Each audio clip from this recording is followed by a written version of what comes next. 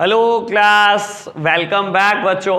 बेटा एक नया चैप्टर स्टार्ट कर चुके थे लास्ट लेक्चर में। चैप्टर का नाम है इंटरनेशनल बिजनेस और बेटा हम बात कर रहे थे मोड ऑफ एंट्री की।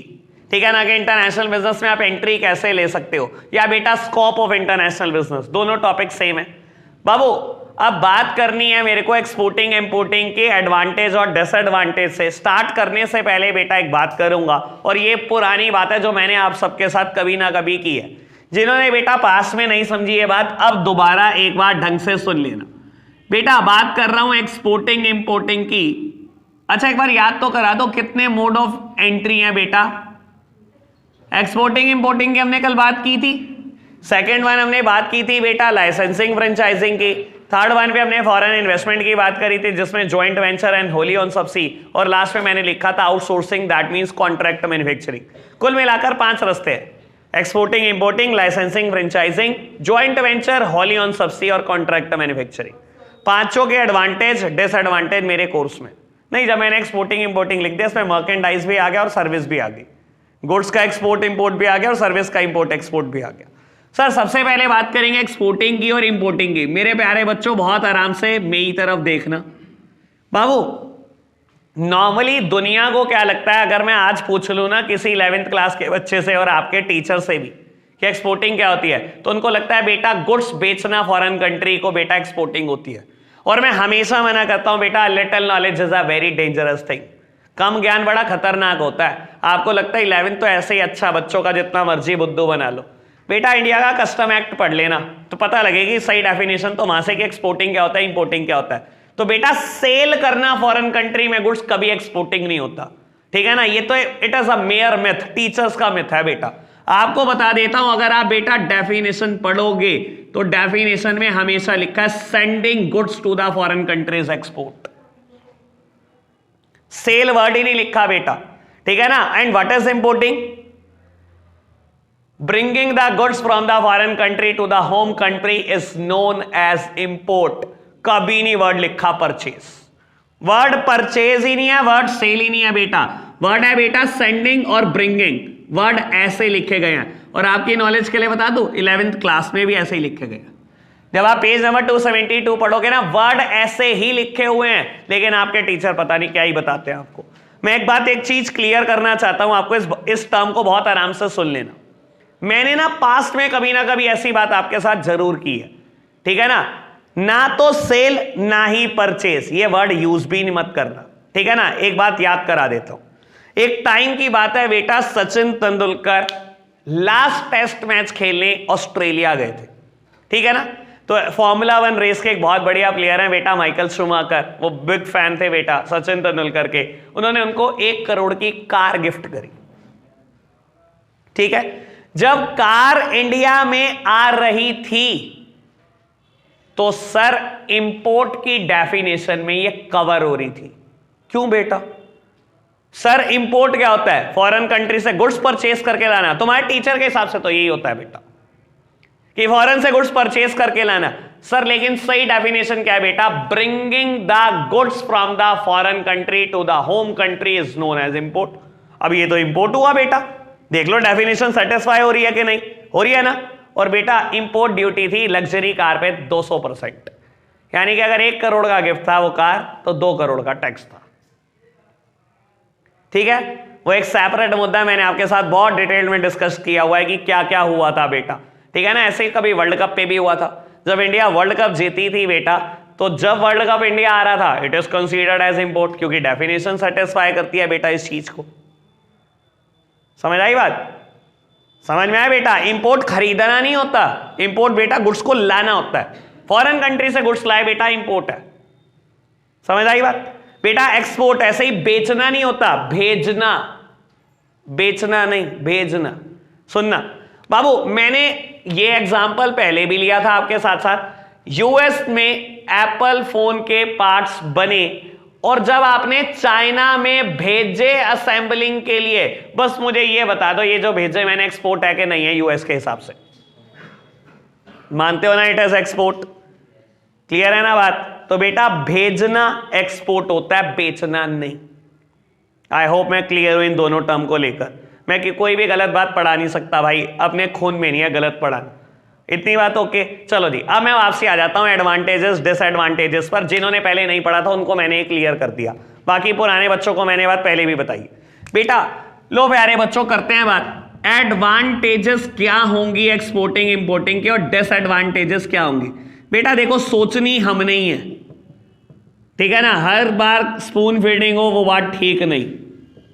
आपने मेरे से पांचों मोड एक बार प्राइमा फेसिया तो पढ़ लिए ना, लाइसेंसिंग फ्रेंचाइजिंग आपको ही पता था, प्राइमा फेसिया डिटेल्ड मैं बताऊंगा, ठीक है ना। हमने ज्वाइंट वेंचर कॉन्ट्रैक्ट मैन्युफैक्चरिंग की और बाबू बाकी होली ऑन सब्सिडी की कल डिटेल्ड बात कर ली एक बार। बाबू एक बात बताते हैं, मेरी तरफ देखना सर, क्या क्या एडवांटेजेस हो सकती हैं।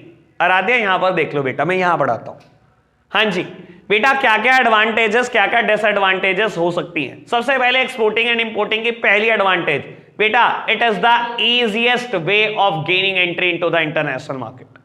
इससे आसान भी कोई रास्ता है बेटा है फॉरेन मार्केट में एंटर होने का।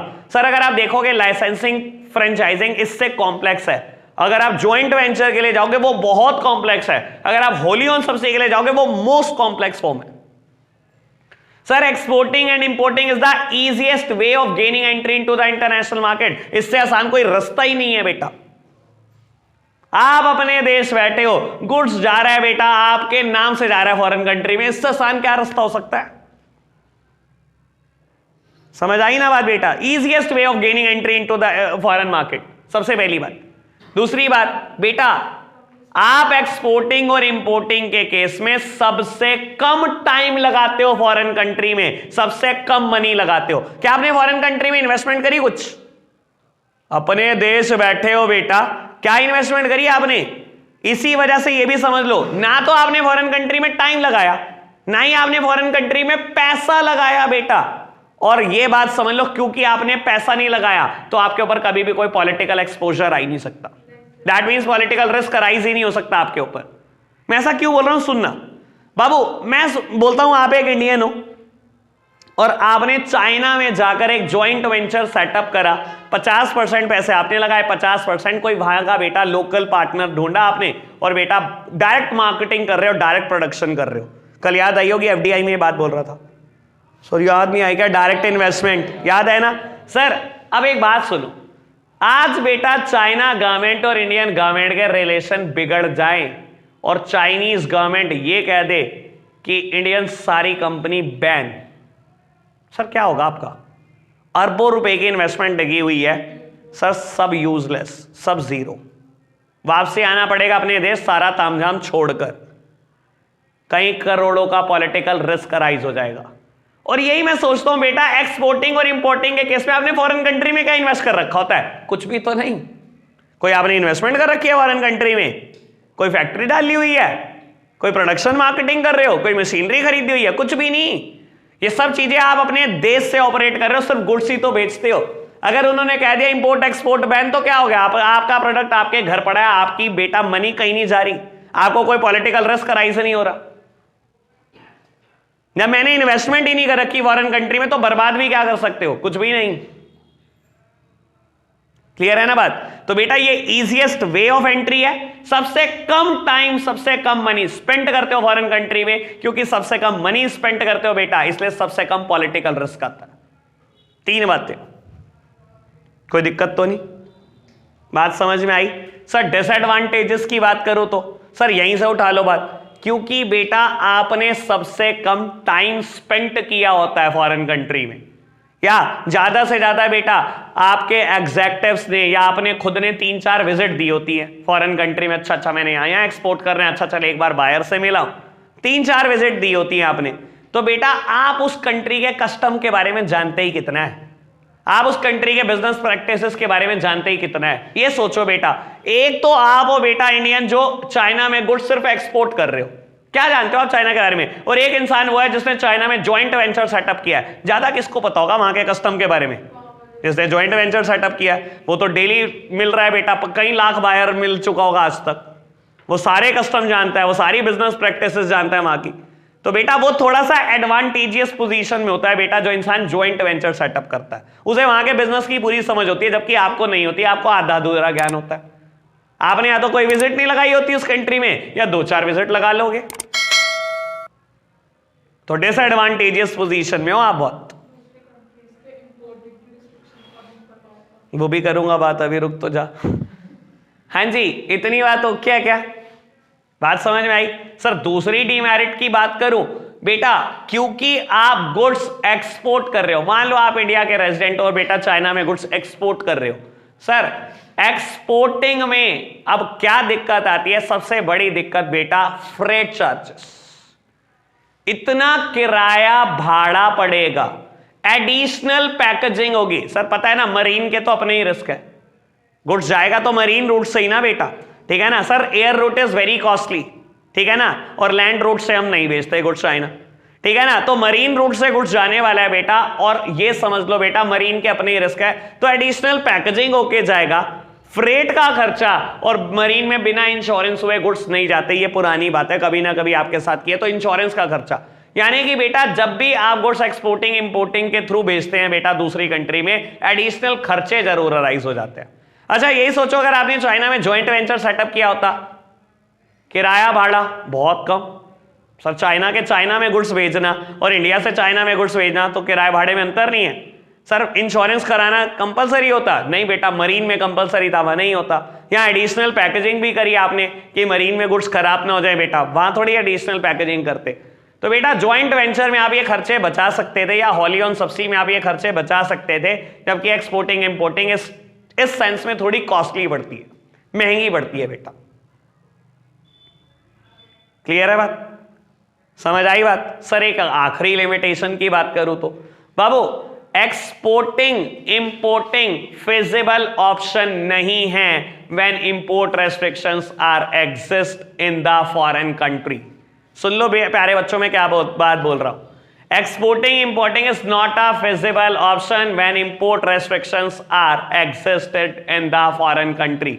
आपने क्या करा, आपने बेटा गुड्स एक्सपोर्ट तो कर दिया क्योंकि आपकी कंट्री एक्सपोर्ट अलाउ करती थी, लेकिन बेटा जब चाइना में इंपोर्ट हो रहा था तो चाइनीज गवर्नमेंट बेटा इंपोर्ट अलाउ नहीं करती थी।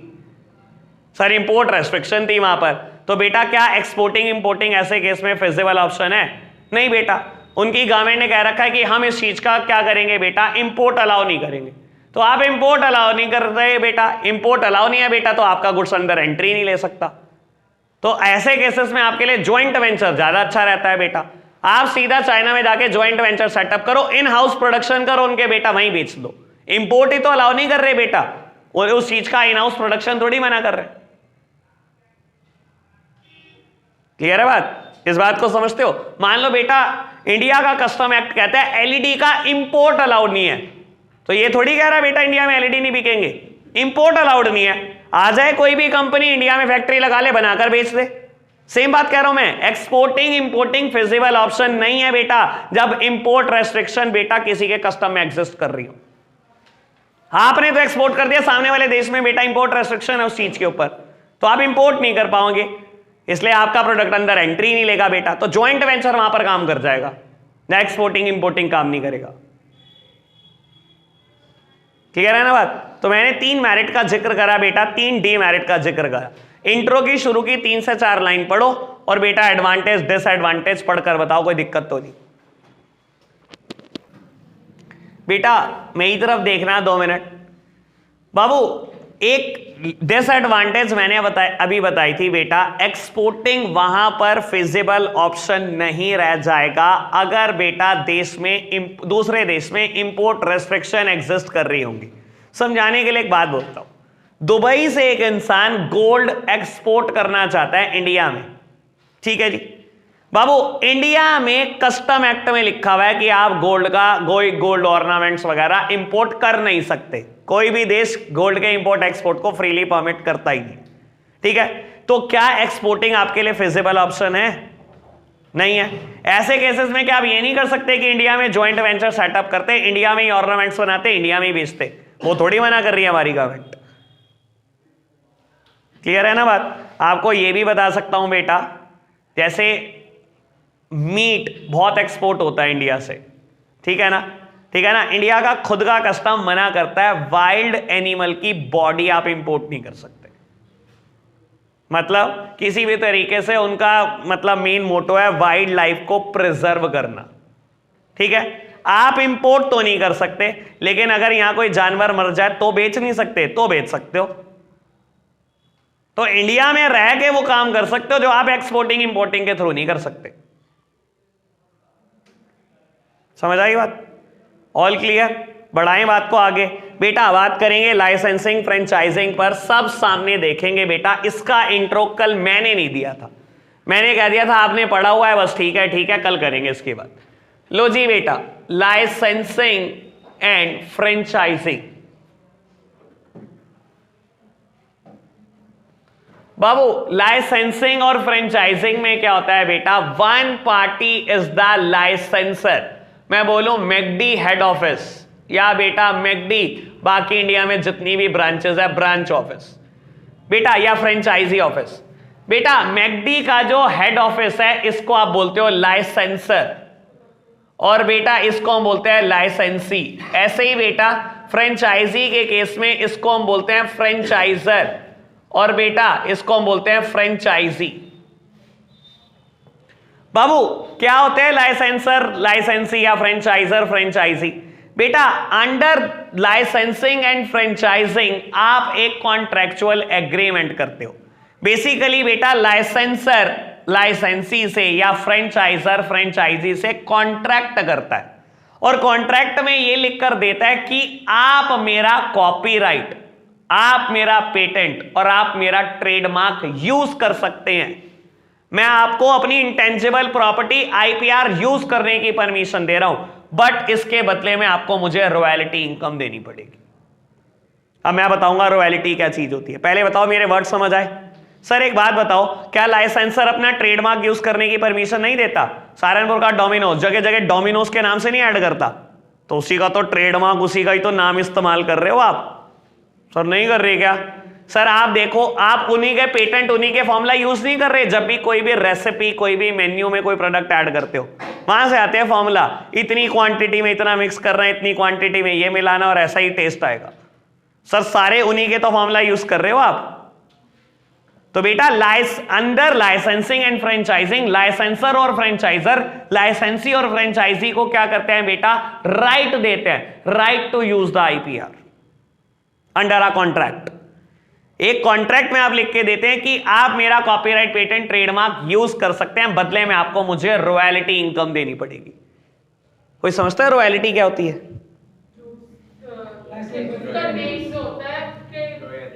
रॉयल्टी क्या होती है? हैं? मैं बताता हूं आपको, समझना जरा। देखो बेटा लाइसेंसर और फ्रेंचाइजर को ना कुल मिला के दो तरीके की इनकम मिलती है बेटा, लाइसेंसी और फ्रेंचाइजी से दो तरीके की इनकम। जिस दिन आप फ्रेंचाइजी लेते हो ना बेटा किसी भी चीज की, आप जो फी देते हो उसे हम बोलते हैं फ्रेंचाइजी फी या लाइसेंसी फी, ठीक है ना? उसे तो हम बोलते हैं फ्रेंचाइजी फी।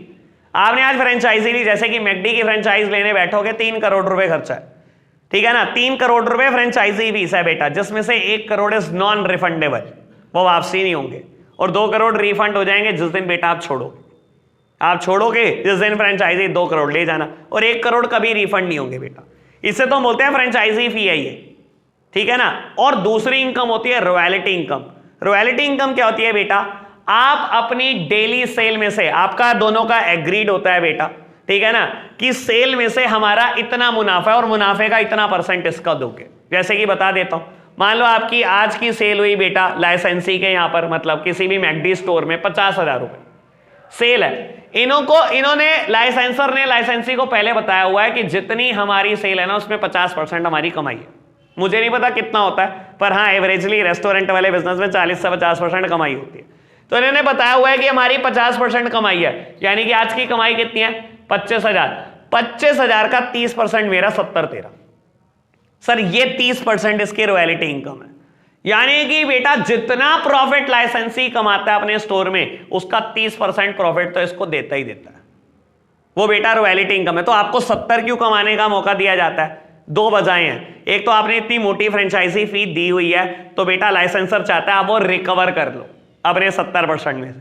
दूसरी बात बेटा 70% में आपके सारे खर्चे हैं, सारा स्टाफ जो है वो लाइसेंसी रिक्रूट करता है, उनकी सैलरी ये देता है, पूरे बिजली के बिल ये देता है, स्टोर की मेंटेनेंस के खर्चे ये करता है, स्टोर अगर रेंट पे तो रेंट भी यही देता है। तो आपके पल्ले बहुत सारे खर्चे हैं, इसलिए आपको बड़ा मार्जिन दिया जाता है। इसके अलावा फ्रेंचाइजी फी 1 करोड़ दी हुई है, वो भी रिकवर करनी है, इसलिए आपको थोड़ा ज्यादा दिया जाता है। ठीक है ना? रॉयल्टी समझते हो ना आप क्या चीज है बेटा? क्लियर हुई? क्लियर हुई बात? लाइसेंसिंग और फ्रेंचाइजिंग में क्या डिफरेंस होता है? मुझे तो यही है। लाइसेंसिंग और फ्रेंचाइजिंग में क्या डिफरेंस होता है? अंशिका पढ़ के नहीं बताना, अभी बताती। तू 1 मिनट भी ना लगाती, मैं ना कुछ कहता तो। हाँ जी, लाइसेंसिंग और फ्रेंचाइजिंग में क्या डिफरेंस होता है बेटा? एक, licensing is related with the marketing of goods and franchising is related with marketing of services. बेटा ये production and marketing of goods से रिलेट करता है, और ये बेटा production and marketing of services से रिलेट करता है। समझाने के लिए एक बात बोलता हूं बेटा, Coca Cola, Pepsi, Thums Up brand of US, ठीक है ना? आपने इंडिया में फ्रेंचाइजी नहीं दी, आपने बेटा लाइसेंसिंग अरेंजमेंट करा। मतलब क्यों मैं बोल रहा हूं लाइसेंसिंग अरेंजमेंट? क्योंकि आप बेटा बस वहां से बैठे बैठे फॉर्मूला शेयर करेंगे, दैट मींस पेटेंट शेयर करेंगे, और बेटा सामने वाला आपका पेटेंट यूज करके गुड्स प्रोड्यूस करेगा, और बेटा गुड्स की मार्केटिंग करेगा, सर्विस की नहीं। Licensing means production and marketing of goods, and franchising means production and marketing of services, and restaurant is considered as service. That means जो मैकडी, KFC, डोमिनोज की बात करते हो, ये फ्रेंचाइजिंग अरेंजमेंट है, ये it is not a licensing arrangement. और अब ध्यान रख लेना बेटा, मैं तो क्लियर कट डिफरेंशिएट कर रहा हूं, टीचर इंटरचेंजेबली यूज करते रहेंगे। मुझे नहीं पता क्या गणित पढ़ाते हैं वो भाई, ठीक है ना? अपने सर के ऊपर से आता है उनका गणित। क्लियर है बात? आपको समझ आई बात? सर एक और टर्म आती है कई बार पेपर में, क्रॉस लाइसेंसिंग। ये क्या चीज होती है क्रॉस लाइसेंसिंग? सर देखो, मैंने अभी आपको एक बात बोला था, लाइसेंसिंग क्या चीज होती है या फ्रेंचाइजिंग क्या चीज होती है? जिसमें आप कॉपीराइट, पेटेंट, ट्रेडमार्क शेयर करते हो सामने वाले को, ठीक है ना, अंडर अ कॉन्ट्रेक्चुअल एग्रीमेंट। मैं बोलता हूं एक पार्टी ए है बेटा, एक पार्टी बी है, ठीक है बाबू, ये भी एक फैशन डिजाइनर है, ये भी एक फैशन डिजाइनर है, ये बेटा है इंडिया में, ये कहीं है यूएस में, ठीक है जी। आपने क्या करा बेटा, अपने बहुत सारे डिजाइन जिनको आपने रजिस्टर्ड कराया हुआ था अपने नाम पर बेटा, वो इसके साथ शेयर करे बेटा। इसको आपने कहा तू कोई नहीं, मेरा तू कॉम्पिटिटर नहीं है, तू यूएस में बना, तू बेच इन्हीं डिजाइन से, लेकिन बेटा बदले में आपने कहा कि तू भी मुझे अपने डिजाइन ही देगा, मैं तुझे अपने डिजाइन दे देता हूं, तू मेरे डिजाइन ले ले। इसे बोलते हैं क्रॉस लाइसेंसिंग, क्रॉस फ्रेंचाइजिंग। दोनों एक दूसरे के साथ बेटा अपने पेटेंट, कॉपीराइट, ट्रेडमार्क शेयर करते हैं। तो क्लियर हुई बात? कम से कम 1.5 पैराग्राफ पढ़ना पड़ेगा इंट्रो का, फिर एडवांटेज डिसएडवांटेज। 1.5 पैराग्राफ पढ़कर बताओ पहले मुझे बेटा, मेरी तरफ देखना। बात करेंगे advantages and disadvantages of licensing and franchising business. सबसे पहले एडवांटेजेस की बात करो, इसको जल्दी से खत्म करते हैं। बेटा एक बात सोचो, लाइसेंसिंग और फ्रेंचाइजिंग बिजनेस में होता क्या है, सारी इन्वेस्टमेंट लाइसेंसी और फ्रेंचाइजी करता है। इसने 1 रुपया भी लगाया फॉरेन मार्केट में, you are a McD head office in USA, क्या आपका इंडिया में 1 रुपया भी लगा हुआ है? आपके इंडिया में 400-500 स्टोर हैं, आपने 1 रुपया भी लगाया नहीं, बल्कि 400-500 से फ्रेंचाइजी फी भी खाई और रॉयल्टी भी खा रहे हैं। फॉरेन में नाम भी हमारा बन रहा है। सर इनके लिए तो इंडिया फॉरेन है ना, फॉरेन में नाम भी बन रहा है, इंटरनेशनल मार्केट में बहुत अच्छा नाम बन रहा है बेटा, और पैसा एक नहीं लगा। सबसे बड़ी एडवांटेज, बिना पैसा लगाए फॉरेन मार्केट में नाम कमाने का सबसे अच्छा तरीका है लाइसेंसिंग फ्रेंचाइजिंग। समझ आई बात? दूसरी बात, अगर कल को बेटा कोई पॉलिटिकल रिस्क अराइज भी होता है, क्योंकि आपकी कोई भी इन्वेस्टमेंट नहीं है इंडिया में, तो सर इंडियन गवर्नमेंट एक्शन लेते हुए 10 बार सोचेगी। क्यों बेटा? क्योंकि वो कभी इंडियन रेजिडेंट पे एक्शन नहीं लेना चाहती। सर आपके ऊपर तो एक्शन का सवाल ही पैदा नहीं होता, आप तो अपनी होम कंट्री बैठे हो। फ्रेंचाइजिंग फी आपके जेब में जा चुकी है, रॉयल्टी आपको रेगुलर मिल रही है बेटा। कोई पॉलिटिकल रिस्क राइज हो सकता है? आपकी कोई इन्वेस्टमेंट ही नहीं है इंडिया में, तो पॉलिटिकल रिस्क का क्या मतलब? और इंडियन गवर्नमेंट इंडियंस पे एक्शन लेगी नहीं बेटा बहुत जल्दी से, बहुत आसानी से, क्योंकि उनकी रॉयल्टी खराब हो जाएगी, उनकी फ्रेंचाइजिंग फीस जीरो हो जाएगी। तो आपको तो कोई दिक्कत ही नहीं है बेटा दूर दूर तक। एक बेनिफिट की बात कर लो, क्योंकि लाइसेंसी और franchisee is the local person, ये इंडिया के ही पर्सन है, और बेटा जिस शहर में रहते हैं उस शहर में रहने 20 साल से, और आज उन्होंने उसी शहर में स्टोर बना दिया बेटा, तो बेटा आपको अपने लोकल कॉन्टैक्ट्स का बेटा बेनिफिट मिलता है, बिजनेस बढ़ाने में भी और बाकी और अदर चीजों में भी। क्लियर है ना बात? कोई दिक्कत तो नहीं, लगभग सारी एडवांटेज समझ आ गई होगी, ठीक है ना बाबू? एक बार फटाफट से सारी एडवांटेज पढ़ दो, अगर मैंने किसी का डिस्कशन नहीं करा वो भी बता दो। एक एडवांटेज का डिस्कशन और कर लेते हैं बेटा। कहता है क्योंकि लाइसेंसर और फ्रेंचाइजर ने आपको ही कॉपीराइट, पेटेंट, ट्रेडमार्क यूज करने की परमिशन दी है, तो बेटा उस चीज का बेनिफिट सिर्फ आप उठा पाते हैं, आपके कॉम्पिटिटर नहीं। सर आपने एक फ्रेंचाइज ले ली बेटा मैकडी की, और बेटा कोई आपके कंपटीशन में लोकल लेवल पे बेटा बर्गर बना के बेच रहा है, सर कभी भी वो बात नहीं आ पाएगी जो मैकडी में बात है, ठीक है ना? तो कमाओगे आप ही बेटा, ठीक है ना? आपके कॉम्पिटिटर हमेशा आपसे नीचे रहने वाले। ये एक एडवांटेज थी, लास्ट एडवांटेज। कोई दिक्कत तो नहीं बाबू? आज के लिए इतना ही रखते हैं, बाय बाय।